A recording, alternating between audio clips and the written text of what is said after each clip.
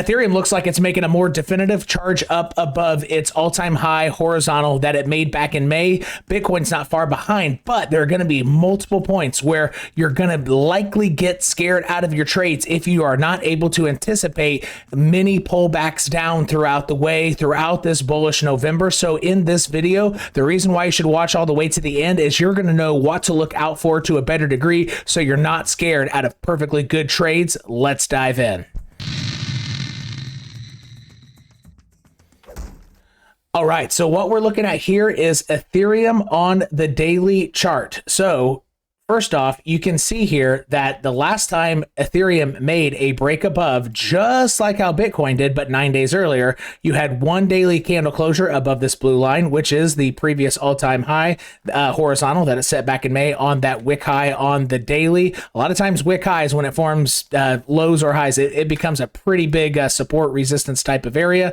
So it looks like this time, after several rechecks of the daily 10 EMA and a nice little consolidation here, it is breaking above. The chance that it completely fails back below is not that great. However, tomorrow having a simple retest on a wick with a red closure candle, but the closure up here is very possible. Would I say that's likely? No. I would think if a recheck's going to happen, it might happen a little bit later, but we're going to get to that later in the video. So this breakage looks a little bit more definitive for a few reasons. The daily 10 EMA is squeezing price above, so this is a daily 10 and horizontal squeeze play. It's put in plenty of time. It's tested this horizontal multiple times, broke above it once, failed, and this looks like it will not come back and close daily candles under the blue horizontal line, which is previous all-time highs of about 43.80. So going to Bitcoin, like I said, it's not far behind. So the top of this box is the wick high. It made in April, and the last time, so 9 days before Ethereum did this exact same move. So remember on Ethereum, it had a green day closing above and then it slammed back down. Well, Bitcoin did the same thing 9 days earlier. Let's flip back to Ethereum. See this? Green candle close above an important line and slam back down. Is that whale games? Maybe not. It just might be people taking profits and anticipating a further downside move, just profit taking points. So I'm not gonna, say that that's big hedge fund algorithms or anything to that effect. It doesn't happen a ton in that exact candle closure fashion. It is a little curious. It's a little interesting how it happened on the same exact play on Bitcoin, Ethereum, just days apart or about a week and a half apart. So Bitcoin is still not above this horizontal that I'm drawing over right now. That's its previous all-time high. And so remember, soon in this video, I am going to show you what to look out for in terms of mini pullbacks so that you do not get scared out of your perfectly good trades that you're already in. It could be catastrophic to you because once you're out of a perfectly good trade and you're scared out when you shouldn't be, it's really hard and riskier to get back in. So it is that time again to go ahead and flip vertical or you get flipped off. Flip your phone or get flipped off, hit like. And for new viewers, if you like what you see so far, take this time while your phone's already vertical, hit subscribe, hit that bell, because these alerts are going to help me walk you through a more profitable crypto journey. All right, so let's jump back into the charts. All right, so I'm going to jump back to Ethereum to show you what you should be looking out for here in terms of upside and pullback. So I have two different pullbacks, neither of which you should necessarily be scared about, especially if you are getting into positions, as I was saying, hey, this is going to be a bullish month. We're going to have a little bit of downside. That downside ended up playing out slightly faster than I thought, but key levels were hit on Bitcoin. So for positions that you're already in and assumingly already in profit, here's what to look out for. If you connect, so this little run up, right, when you had the midterm frame trend reversal, like not in terms of monthly trend or anything, because that's straight up, but there was a daily trend down, right, making lower lows and lower highs. So when the daily trend recently in late September turned around, connect the highs of this, right, so the wick high with these highs, and also connect actually, the 4-hour chart might be better to do this. However, just connect these wick highs. I think that Ethereum could charge up and hit that trend line and then slowly either consolidate significantly above prior all-time highs. So that could be one move, and that would be kind of like short squeezy type of move. And so, and then not retest this, but rather consolidate above. So there are some altcoins that I follow on this channel that conduct that type of behavior. Never do a full recheck, especially if you consolidate. So Ethereum's in the cool spot right now where it doesn't, air quotes, have to come back down and test this high because it's already tested it from below. Do you see all this respect that, I mean, this wick up, this test here, you know, hiding out, waiting for the daily 10 EMA. When you wait that long for your daily indicators to catch up and you break out, you don't have to retest it. So that is one thing that I'm looking for specifically before a small pullback.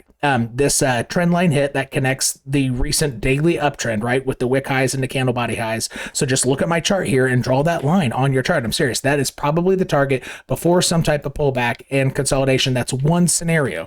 And so that could easily get you scared out of your trades, because if that happens, if it gets real hot and pulls back a strong 11%, you might think, oh, sell, right, and get out of perfectly good positions. But if you're expecting that, right, and that your altcoins might go 15% down over the course of 3 days, you know, a 3 candle correction, or even a small weekly red, but with a big wick, a big red day, then it snaps back up. If you're not anticipating that, it's going to be scary, especially if you're newer to this market. And when that happens and you are still in profit, even on that downturn, if Ethereum were to do that, so it affects your altcoin that also comes down, and you're still in profit at this point and you're selling down here, well, it's trickier to get back in, because then you're at risk of getting back into a trade, chasing green candles, and then being at a loss, you know, more immediately. It just makes the risk reward much, much different, and therefore the trade is much different and harder to get into, right? So that's one thing I can anticipate with Ethereum, and I think Ethereum will be leading alts. So I'm focused on Ethereum right now.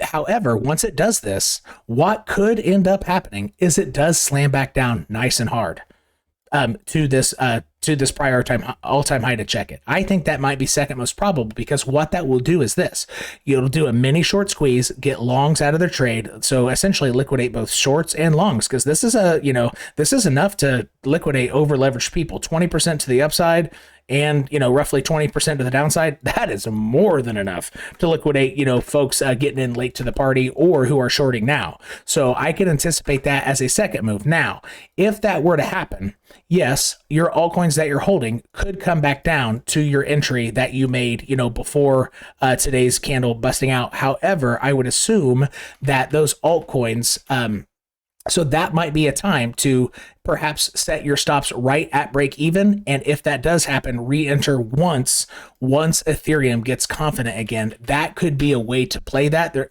or just, you know, trail your stops up. However, that would run the risk of a mini correction. You're out of your trade and then it continues. It's hard to re-enter. So personally, I would, that's how I would play that. I would only allow myself to get out of trades if Ethereum slams back down, and I would wait for the market to cool off, reset, and then get back into my trades roughly where I was in them the first time. I could see that happening, as opposed to, you know, setting trailing stops.